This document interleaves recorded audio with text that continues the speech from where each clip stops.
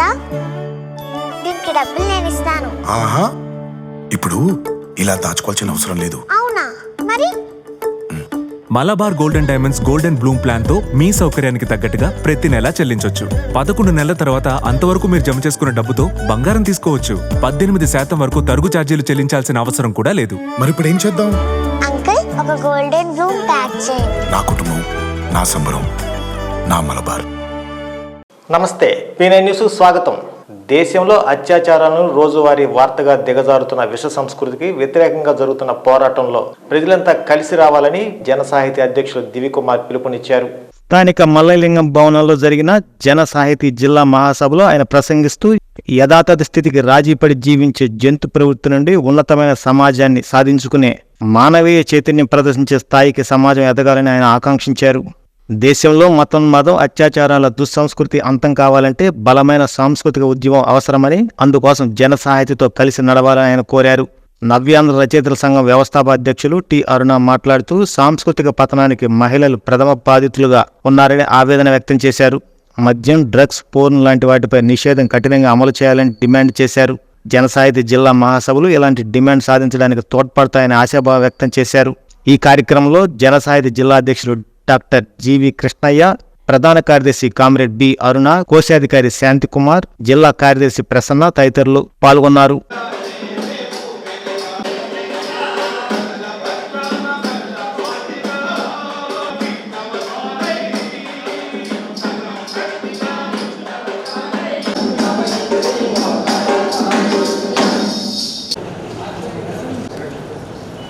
ఏమిటి నీ అగతాకులు కొనసాగుతున్నటువంటి కాలంలో సాహితీ ప్రజా కళలో ప్రజా సాహిత్యం వర్ధిల్లాలి. ప్రజా కళలో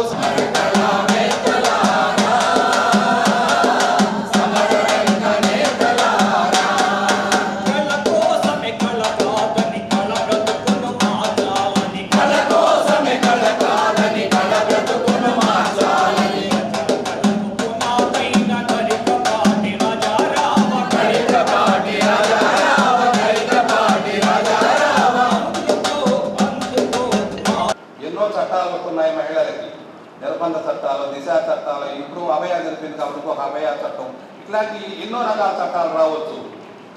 కానీ ఇవన్నీ తెల్ల కాగితాల మీద నల్లగితలుగా మిగిలిపోతున్నాయే కానీ, నీటి మీద రాతలుగా మిగిలిపోతున్నాయే కానీ ఆచరణలో ఏమాత్రం కొనసాగడం లేదు. సమాజంలో ఇలాంటి అత్యాచారాలు ఇంకా ఇంకా కొనసాగుతూనే ఉన్నాయి. మూలాలు వెతకకుండా ఏదో ఒక సంఘటన జరిగినప్పుడు కంటి తుడుపుగా 4 మాటలు మాట్లాడము, వాళ్ళ మీద శిక్షిస్తామనడము, లేదా అనామకులు దొరికితే వాళ్ళు తీసుకుపోయి ఎన్కౌంటర్ చేసి మేము ఆల్టర్నేటివ్ ఇమీడియట్గా మేము యాక్షన్ తీసుకున్నామని పాలకులు ప్రజలను నమ్మించడానికి చేస్తున్నటువంటి ప్రయత్నమే కానీ వాస్తవంలో ఆ సంఘటనలు ఇంకా ఇంకా కొనసాగుతూనే ఉన్నాయి. పురాణ ఇతిహాసాల నుంచి మహిళలపై ఇలాంటి కాడలు జరుగుతూనే ఉన్నాయి. అలాగే ఒక ప్రత్యామ్నాయంగా ఏ సంస్కృతి లేనటువంటి పరిస్థితుల్లో వినిమయ సంస్కృతి రాజ్యం వెళుతుంది. సమాజంలో ఉన్నతంగా జీవించడం, సౌకర్యవంతంగా జీవించడం, విలాసవంతంగా జీవించడం, అంటే అప్పటి నుంచి ఇప్పటిదాకా ఈ ప్రజా సాహితీ సాంస్కృతిక ఉద్యమం కోసం కృషి మనం కొనసాగిస్తూ ఉన్నాం. అందుకోసం వివిధ రూపాల్లో, వివిధ రంగాల్లో ప్రజలను దృష్టిలో, అంటే ప్రజలు అని మనం మాట్లాడుతున్నామంటే ప్రజలు కాని వాళ్ళు ఎవరు అనేది కూడా అందులో ఉంటుంది. ఎందుకంటే అది మనం వర్గ సమాజం, భారతదేశం, దోపిడీ వర్గం, పీడిత వర్గం, ఈ రెంటిలోన నీదే వర్గం. ఇందాకే మన వాళ్ళు పాట పాడారు, మనకి స్పష్టంగా కనిపిస్తూ ఉంది. దోపిడీ వర్గం, పీడిత వర్గం రెండు ఉన్నాయి. మనం పీడిత వర్గాల తరఫున నిలబడాలని స్పష్టంగా ఒక వర్గ దృక్పథంతోనే మనం రాసుకుంటే ప్రజల పక్షాన ఉండాలి అని. ప్రజలని దోపిడీ చేసేవాళ్ళు ఏ పేరుతో ఉన్నా, ఏ పార్టీ పేరుతో ఉన్నా, ఏ రాజకీయం చాటున ఉన్నా, ఏ రకమైన మతం చాటున ఉన్నా, భావజాలం చాటున ఉన్నా, తాత్విక చింతన చాటున ఉన్న భారతదేశానికి స్వతంత్రం వచ్చి 75 సంవత్సరాలు పూర్తవుతున్న సందర్భంగా సామాజిక సేవయే వృత్తిగా నిర్వహిస్తున్న రజకులపై ప్రతినిత్యం రాష్ట్రంలో ఏదో చోట దాడులు, అత్యాచార, హత్యలు, అక్రమ కేసులు, గ్రామ సాంఘిక బహిష్కరణలకు గురవుతున్న రజకులకు నేటికి రక్షణ లేకుండా పోయిందని ఏపీ రజక సంఘ ప్రధాన కార్యదర్శి మన్నూరు భాస్కరయ్య అన్నారు. ఒంగోలు ప్రజా సంఘాల కార్యాలయంలో టంగుటూరి రాము అధ్యక్షతన వృత్తిదారులు, అపార్ట్మెంట్ వాచ్మెన్, కార్యకర్తల శిక్షణా తరగతులు నిర్వహించారు. ఈ సందర్భంగా వారు మాట్లాడుతూ గత ప్రభుత్వంలో 56 కార్పొరేషన్లు పెట్టి అభివృద్ధికి నొచ్చుకోలేదని అన్నారు. ఆనాటి ప్రతిపక్షం తెలుగుదేశం పార్టీ ఎన్నికల మేనిఫెస్టోలో ప్రకటించిన రజకులకు సామాజిక రక్షణ చట్టం ఏర్పాటు చేస్తామని, 50 సంవత్సరాలు నిండిన ప్రతి రజక కుటుంబానికి పెన్షన్ మంజూరు చేస్తామని, ఆదరణ పథకం పునరుద్ధరించి సహకరిస్తామని, కార్పొరేషన్ విధి విధానాలు రూపొందించి స్కిల్ డెవలప్మెంట్ కింద ఉపాధి కల్పిస్తామని, ప్రతి రజక కుటుంబానికి 200 యూనిట్లు ఉచిత కరెంట్ ఇస్తామని చెప్పారని అన్నారు. ఈ అంశాల ఆచరణలో చూపించి రజకులకు ప్రతిఫలం అందేలా చూడాలని ఆయన కోరారు. ఈ శిక్షణా తరగతుల్లో జిల్లా ఉపాధ్యక్షులు సిహెచ్ కోటేశ్వరరావు, ఆవుల మంద రమణమ్మ, డాక్టర్ కృష్ణయ్య, సహాయ కార్యదర్శి Chityala Kondaiah, apartment watchman committee convener CH Srinivasulu తదితరులు పాల్గొన్నారు. కొంతమంది మన రజక కుటుంబాలు చేస్తున్నాం. ఒకటి ఇటువంటి సంస్కృతి ఈ రాష్ట్రంలో కొనసాగుతుంది. ఇట్లు ఉచిత విద్యుత్తు నేను ఇస్తానని చెప్పి ప్రభుత్వం గవర్నమెంట్ కార్పొరేషన్లు నిధులు కేటాయించి వాళ్ళ రాజకీయ ప్రచారం, రాజకీయ నిరుద్యోగ సమస్యను పరిష్కరించుకోవడం కోసం వాళ్ళ పార్టీ ప్రచార కార్యకర్తలుగా మిగిలిపోయారు తప్పక రజకులకు కానీ, బీసీలకు కానీ, వృత్తిదారులకు చేసింది సున్నా. అందుకే ఆ ప్రభుత్వానికి సరైన గుణపాఠం చెప్పి తెలుగుదేశం కూటమి గవర్నమెంటు మేలు చేస్తుందని నమ్మాము. తెలుగుదేశం గవర్నమెంటు ఈరోజు అధికారంలోకి వచ్చింది. కూటమి గవర్నమెంట్ మేనిఫెస్టోలో చెప్పినటువంటి మాటల్ని మేము మా వృత్తిదారులు నమ్మారు. ఏంటి ఈరోజు బీసీల్లో ఉన్నటువంటి ఏ అయితే వృత్తులు ఉన్నాయో ఆ వృత్తుల్లో బీసీల్లో అనగారినటువంటి కులాలు, చిన్న కులాలు, సేవాభావంతో ఉన్నటువంటి సేవా వృత్తిలో ఉన్నటువంటి కులాలకి రక్షణ కల్పిస్తాం. 200 యూనిట్లు ఉచిత విద్యుత్ ఇస్తాము. ఉచిత విద్యుత్ ఇచ్చి మేము కాపాడుతాము. అదేవిధంగా ఈరోజు 50 సంవత్సరాలకే వృత్తిదారులకు పెన్షన్లు ఇస్తాము. అట్నే ఈరోజు ఆదరణ పథకం 2 తీసుకొచ్చి ఖచ్చితంగా వృత్తిదారులకి అధునాతనమైనటువంటి యంత్రాలతో పనిముట్లు అందజేసేదానికి ప్రయత్నం చేస్తామని చెప్పింది. అదేవిధంగా ఈరోజు ఈ రాష్ట్రంలో మొత్తం స్కిల్ డెవలప్మెంట్ ద్వారా రజకుల్లో ఉన్నటువంటి యువకులకి, వృత్తిదారుల్లో ఉన్నటువంటి యువకులకి ఉపాధి కల్పించే విధంగా నిధులు కేటాయించి అభివృద్ధి పరుస్తామని చెప్పింది గవర్నమెంటు. ఆ విధంగా చెప్పినటువంటి మాటని నెరవేర్చుకునే దానికోసం ఈ గవర్నమెంట్ ముందుకు పోవాలని మేము కూడా బీసీ మినిస్టర్గా ఉన్నటువంటి సవితా గారిని, అదేవిధంగా ఐటీ శాఖ కమ్యూనికేషన్ మంత్రిగా ఉన్నటువంటి లోకేష్ గారికి ఈ వివరాలన్నీ తెలియజేసి వినతి పత్రాలు ఇవ్వడం జరిగింది, మాట్లాడడం జరిగింది. పరిశీలిస్తామని చెప్పారు. ప్రభుత్వం చెప్పిన మాటని, వాగ్దానాలని, మేనిఫెస్టోలో ఉన్నటువంటి వాగ్దానాలని రజక వృత్తిదారులకి, చేతి వృత్తిదారులకి అందించమని కోరాము. అట్నే ఇప్పటికీ కూడా మొట్టమొదట మేము కోరుతున్నటువంటిది సమాజంలో 78 సంవత్సరాలు పూర్తయినటువంటి స్వతంత్ర భారతదేశంలో రజకుల పట్ల, వడ్డెర్లు, నాయ బ్రాహ్మణుల పట్ల, చిన్న కులాలుగా చెప్పబడే సేవాభావంతో ఉన్నటువంటి చేతి వృత్తులు చేసుకునే కులాల పట్ల సమాజంలో వివక్షత, దాడులు కొనసాగుతున్నాయి. వీటిని అరికట్టే దానికోసం ఈ ప్రభుత్వం వెంటనే అట్రాసిటీ చట్టాన్ని సెప్టెంబర్ 1, 2, 3 తారీఖుల్లో విశాఖపట్నంలో జరుగుతున్న ఏఐటీయూసీ జాతీయ సమ్మేళన కార్యక్రమాన్ని విజయవంతం చేయాలని ఏఐటీయూసీ రాష్ట్ర అధ్యక్షులు రవీంద్రనాథ్ పిలుపునిచ్చారు. స్థానిక ఎల్బీజీ భవన్లో నిర్వహించిన కార్యక్రమంలో కార్యక్రమ కరపత్రాన్ని ఆవిష్కరించారు.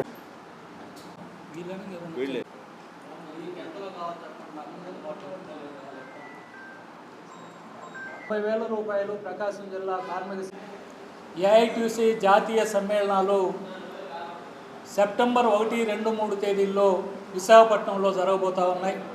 ఈ జాతీయ సమ్మేళనాలకి 29 రాష్ట్రాల నుంచి 450 మంది organised sector leaders, unorganised sector leaders, ప్రభుత్వ రంగ సంస్థల్లో ఉన్నటువంటి పెద్ద సీనియర్ ట్రేడ్ యూనియన్ నాయకులందరూ కూడా ఈ సమావేశాలకు రాబోతూ ఉన్నారు.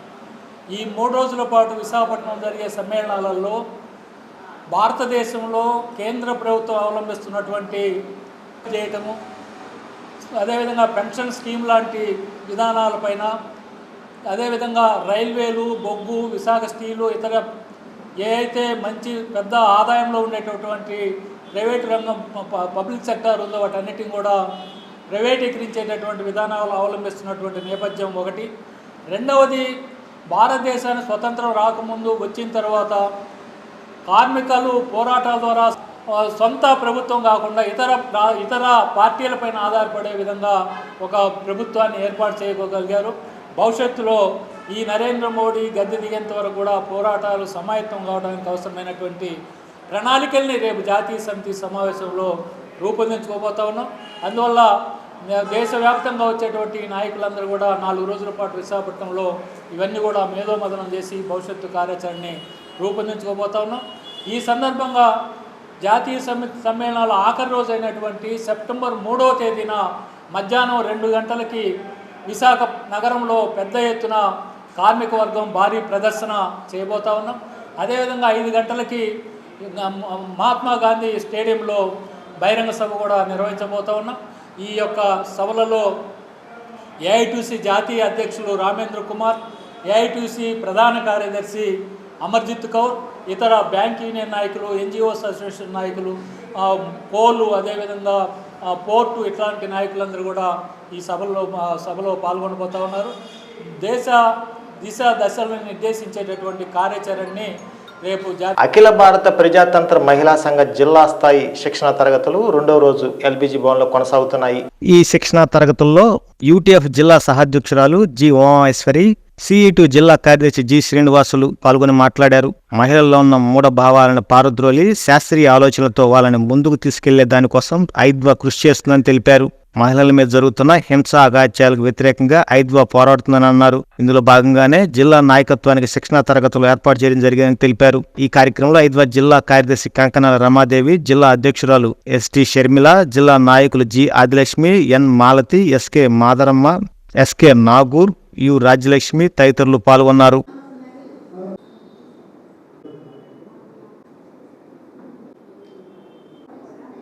ప్రధానంగా ఏదైతే మహిళల్లో ఉన్నటువంటి మూఢభావాలకు వ్యతిరేకంగా, సమాజంలో ఉన్న మూఢభావాలకు వ్యతిరేకంగా మహిళల్లో శాస్త్రీయ ఆలోచన పెంపొందించడం కోసం ఈ క్లాసుల్ని మేము నిర్వహిస్తూ ఉంటాం. దాంతోపాటుగా ఈరోజు సమాజంలో భాగంగా ఉన్నటువంటి మహిళల మీద మనం రోజు చూస్తూ ఉంటే అనేక అకృత్యాలు, అఘాయిత్యాలు జరుగుతూ ఉన్నాయి. వీటన్నిటి మీద కూడా ఈరోజు కుటుంబాల నుంచే ఈరోజు ఆడపిల్లల్ని, మగపిల్లల్ని ఏ విధంగా మనం పెంచాలనేది, అట్లాగే మహిళల్లో ఉన్నటువంటి సమస్యల మీద ఈరోజు ఐద్వా మహిళా సంఘంగా దేశవ్యాప్తంగా పనిచేస్తూ ఉన్నాం. మహిళలకు ఏదైనా సమస్య వచ్చిందంటే మేమున్నామంటూ అండగా నిలుస్తున్నటువంటి ఐద్వా మహిళా సంఘంగా మా కార్యకర్తలకు శిక్షణా శిబిరాలను ఏర్పాటు చేసి వాళ్ళు గ్రామ స్థాయిలో వెళ్ళి మహిళల్ని చైతన్యపరిచే దానికోసం ఈ శిక్షణా తరగతులు జరుగుతూ ఉన్నాయి. నిన్న ఈరోజు జరిగినటువంటి సభల్లో రాష్ట్ర నాయకత్వం అట్లాగే జిల్లా నాయకత్వం కూడా ఈ క్లాసులను బోధిస్తూ ఉన్నారు. రాబోయే కాలంలో నూతనంగా వచ్చినటువంటి ప్రభుత్వాలు ఏవైతే ఉన్నాయో మహిళలకు ఇచ్చినటువంటి హామీల అమలు కోసం కూడా ఈ క్లాసుల్లో మేము ఈ కర్తవ్యాలను కూడా చర్చించుకొని భవిష్యత్ కార్యాచరణని రూపొందించడం కోసం ఈ క్లాసుల నిర్వహణ జరుగుతూ ఉంది. వీటిని అందరూ కూడా జయప్రదం చేయాలని చెప్పేసి కోరుతాము. ఈరోజు మహిళా సంఘం జిల్లా క్లాసులు మహిళలకి ముఖ్య కార్యకర్తలకి ఇక్కడ క్లాసులు 2 రోజుల పాటు నిర్వహించుకుంటా ఉన్నాం. అట్లనే మహిళల సమస్యలు, స్థానికంగా ఏం సమస్యలు ఉన్నాయి, అట్లనే డోక్రాలో కూడా ఈరోజు చాలా సమస్యలు ఉన్నాయి. డోక్రా సమస్యలు, అనేక సమస్యల మీద చర్చించుకొని రాబోయే కాలంలో మహిళల్లో చైతన్యం తీసుకురావాలని, అట్లనే ఈరోజు క్లాసు మూఢనమ్మకాలు ఇవన్నీ మనం ప్రజల్లో చూస్తూ ఉన్నాం. రోజు రోజుకి మూఢనమ్మకాలు అనేది పెరిగిపోతూ ఉన్నాయి. అంటే ఉదయం లేచిన దగ్గర నుంచి అంటే శ్రావణ మాసం వస్తే ఈరోజు ఉదయాన్నే లేచి గుళ్ళకి వెళ్ళి పూజలు చేసి ఇవన్నీ చేస్తే మన ఆర్థిక సమస్యలు ఇవన్నీ పోతాయని నమ్ముతూ ఉన్నారు. కానీ సమాజంలో జరుగుతున్న ఇప్పుడు ఉన్న ప్రభుత్వాలు కానీ మన పట్ల చేస్తున్న అనేక సమస్యల్ని సృష్టిస్తూ ఉంది. కానీ వాటిని ఎదుర్కోవడానికి బయటకు వచ్చి ధర్నాలు ఇవన్నీ చేసి వాటి మీద చర్యలు తీసుకోవాలి. కానీ అర్జీలు ఇచ్చి అట్లానే ప్రజా సమస్యలు ఇప్పుడు ఎమ్మెల్యేలు, కొత్త ఎమ్మెల్యేలు కూడా వచ్చారు మనకి. వాటి మీద పనిచేయాలి. అసెంబ్లీలో మాట్లాడట్ల మహిళల గురించి కూడా. మహిళల పట్ల అనేక సమస్యల మీద వస్తూ ఉన్నారు బయటికి మహిళలు. ఈరోజు ఘటనలు కానీ, మహిళల మీద జరుగుతున్న ఘటనలు కానీ, అట్లనే అధిక ధరలు కూడా బాగా విపరీతంగా పెరిగినాయి. ఈ మహిళలే ఎక్కువ శాతం ఎదుర్కొంటూ ఉన్నారు మహిళల్లో. ఈరోజు మహిళల్లో రక్తహీనత చాలా ఎక్కువగా ఉంది. మహిళల్లో కుటుంబంలో 4 ఉంటే 3కి మహిళ పెడుతుంది కానీ తను తిందు సరిగ్గా. దానివల్ల రక్తహీనత పెరిగిపోతూ ఉంది. మహిళల్లో కూడా క్యాన్సర్ ఎక్కువ స్థానిక కొత్తపట్నం రోడ్లో గల శ్రీ మహాలక్ష్మి అమ్మవారి దేవస్థానంలో శ్రావణ మాస ఉత్సవాలు ఘనంగా నిర్వహిస్తున్నారు. మహాలక్ష్మి దేవస్థానంలో అమ్మవారికి కుంకుమార్చన కార్యక్రమాన్ని ఘనంగా జరిపించారు. మహిళా భక్తులు పెద్ద సంఖ్యలో సామూహిక కుంకుమార్చన కార్యక్రమంలో పాల్గొన్నారు. అనంతరం అమ్మవారి ఉత్సవమూర్తిని శేషవాహనంపై నగరోత్సవం నిర్వహించారు. నగరోత్సవంలో భక్తులు అడుగడుగున హారతులు పట్టారు. చిగస్వామి శ్రవణ్ పూజా కార్యక్రమాలు జరిపించారు.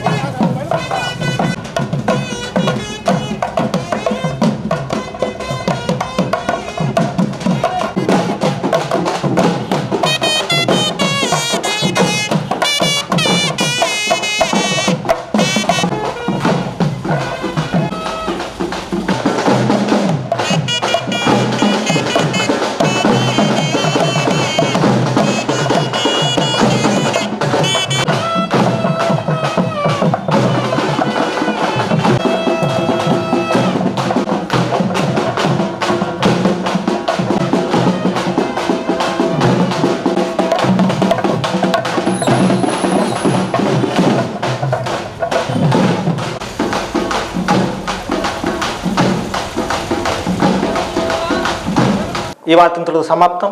నమస్కారం. గుండె సంరక్షణ కోసం మరింత జాగ్రత్త తీసుకోవడం అవసరం.